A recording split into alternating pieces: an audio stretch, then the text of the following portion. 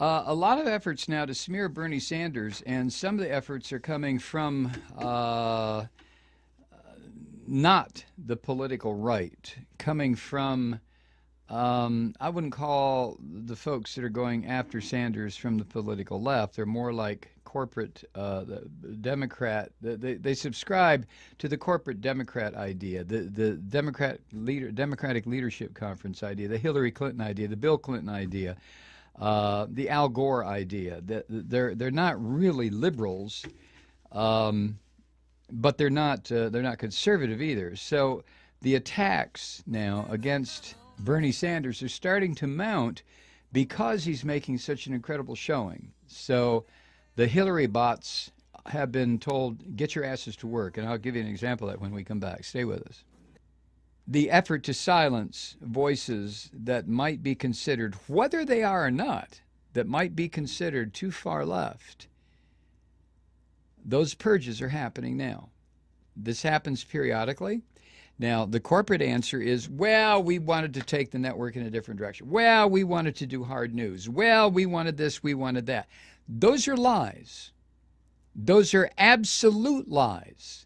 Just like when the purges came on all these radio stations on the West Coast owned by Clear Channel that used to carry not just my program, but a lot of liberal programming. And what did all those stations say? Well, we're going to take the station in a different direction. Well, we're going to do sports programming. Well, we're going to, people don't like to hear liberal talk. All of those were lies. They always have been. And that's another thing that I've been through over my 30-year radio career.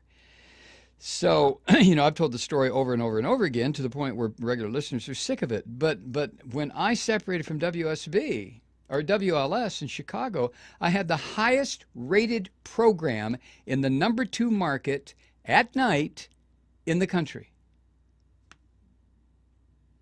But it didn't matter. I was getting too far. So anyway, it's not about me because I'm not in that game any longer. But all these people that are being purged out of MSNBC is simply because they're talking about the wrong stuff. It's not necessarily that they're too liberal. It's just that they're talking about the wrong stuff. Corporate America will not allow certain things to be talked about. Corporate America, where it concerns media control. And this works this way all the way up to the New York Times and the Washington Post. I don't care about their ombudsman and all this other garbage crap that is put out there to fool the public. If the New York Times really wanted the truth, they would rehire Chris Hedges. It's that simple. That's all. That's all. Just wanted to let you know. So the Bernie Sanders smear campaign, that's how this started. Here's what happened, and I want to quote, this is Zaid Jilani again, writing Alternet. This week, Sanders sat down with Vox.com to give a lengthy interview on a variety of topics. One of these topics covered was Sanders' views on immigration. Now, Ezra Klein, you've seen him many times on MSNBC. He works at also at Vox.com. He may be one of the editors there. I'm not sure, but he writes for them. And Ezra Klein was interviewing him, and Klein asked Bernie Sanders about whether the United States should have completely, Klein's words, open borders. That was the question. Now, the answer it was a straightforward answer on Bernie Sanders' part, and I'll give it to you in a second. But the right wing in the Democratic Party, the right wing in the insane party, the right wing in media, they immediately jumped on Bernie Sanders' answer. And the reason they jumped on it is because Sanders is starting to become a major threat to Hillary Clinton. Now, somebody will say, well, Donald Trump is becoming a major threat to the other 17 or 18 Republicans running for the nomination. No. Donald Trump is a joke. He's what he is. He's an ass. He's a just never mind. But he's not a threat. Bernie Sanders is a serious threat. In fact, if things continue to go as they have so far, which means Sanders just keeps telling his story, getting his message out, Hillary Clinton can find herself a job that, I don't know, maybe she can go to work in the Sanders administration. I don't know. But she's damn sure not going to be a Democratic nominee for president. So, having said that, here's the section that caused the, quote, controversy, end quote. Ezra Klein, you said being a democratic socialist means a more international view. I think if you take global poverty that seriously, it leads you to conclusions that in the U.S. are considered out of political bounds. Things like sharply raising the level of immigration that we permit, even up to a level of open borders. About sharply increasing, Sanders, open borders?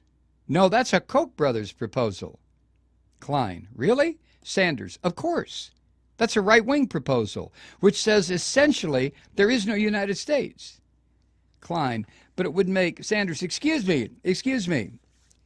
Klein, it would make a lot of global poor richer, wouldn't it?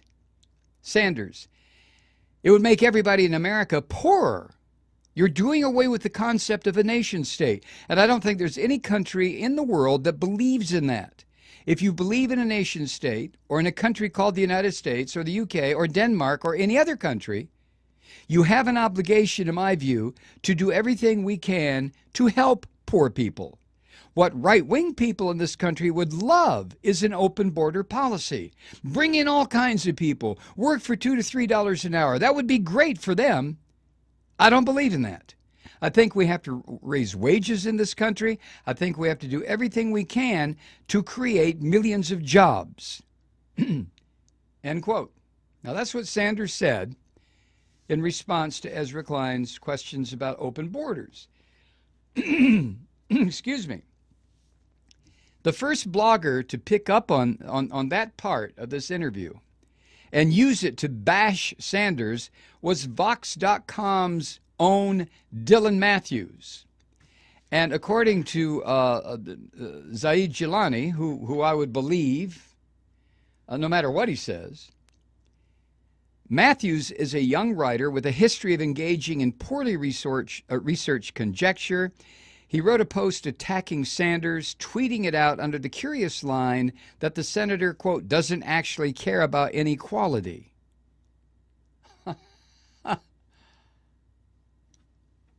That's a pretty strange thing to say about a man who has spent pretty much his entire life fighting inequality in every dimension. But the actual post is even stranger. Now, when we come back, I'm going to continue this because these are the opening shots, and they're not coming from the right. They're coming from the so-called Democratic center. We'll be right back. The whole concept of open borders would never work as long as we have a capitalist system anywhere on earth. I can remember being an advocate for the dissolving or the dissolution of nation states because it doesn't make any rational sense whatsoever to have nation states because they fight, they cause war, death, pestilence, destruction. We're all on one little planet, sitting in a solar system, sitting in a galaxy, sitting in a universe, and to say, well, I'm Ukrainian, well, no, I'm Israeli, well, no, I'm American, well, no, I'm Canadian, well, no, I'm Japanese, is nonsense. It really is nonsense when survival is at stake and always has been. It's just become acute now. I know I'm getting back to Bernie in a second, but it's like a bunch of people on a boat that's sinking, and this group says, well, I'm Czechoslovakian, so I'm not going to participate. Well, I'm Jewish, and today's Saturday. I can't. Well, I'm Catholic. Well, I'm Irish. Well, and the goddamn boat goes down, and they all drown.